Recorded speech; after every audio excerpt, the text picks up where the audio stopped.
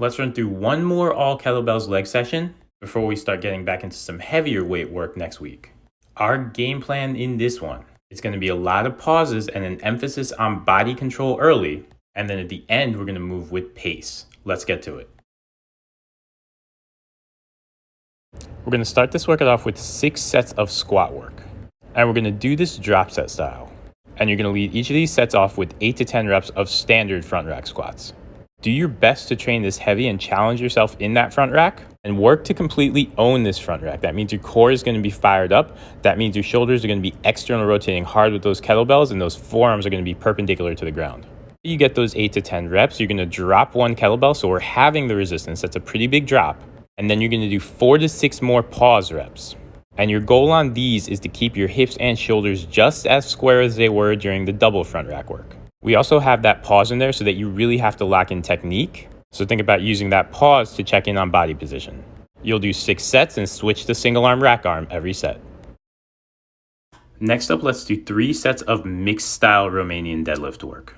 And the way we're going to do this one, you're going to start in a stagger stance deadlift position, and you're going to do 2 stagger stance Romanian deadlifts from that position. Then you'll shift your back foot forward. We're going to go 2 conventional Romanian deadlift reps. Then you'll do 2 reps from the other stagger stance.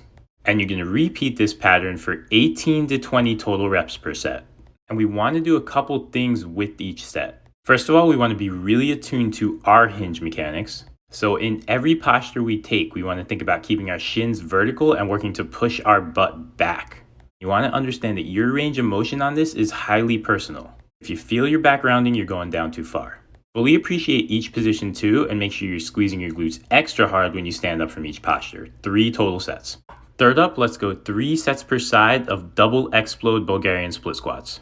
You're going to work to do 5 or 6 pairs of reps per set. So we're back in that front rack position, which is going to really fire up our core as we do this. You're going to lower down until front thigh is parallel with the ground. Pause here and really appreciate the stretch you're getting on that back hip flexor and quad. And then you're firing up for back-to-back reps. That first rep is going to be tough because you have no elastic energy to draw from. Second rep in each pair gets a little easier. So appreciate the glute squeeze you can get there. 3 sets. So we've had a lot of controlled work and pauses in this workout so far. We're going to finish by getting rotational. We're also going to move with pace on our final exercise. We're going to do 3 sets of front rack alternating rotational Cossacks. And you're aiming for 6 to 8 reps per side on each set. So from that front rack position, you're going to step back and look at something to each side. It's going to help you really open your hips to that side fully. Think as deep as you've got, then you're powering up out of that rotational Cossack. You want to think about snapping quickly and powerfully, snapping those hips and shoulders around to the front. Your big goal here is to not just do these reps, but move. After you get to that stand, quickly move right into the next rep. Challenge your core and the integrity of that front rack to stay strong against constant movement. That's the workout. Have fun with it, guys. I also had access to a belt squat at the gym I was for this workout, so I went at it a little bit with this. And I worked for 4 sets of 6 to 8 reps here, trying to work up to a pretty heavy weight.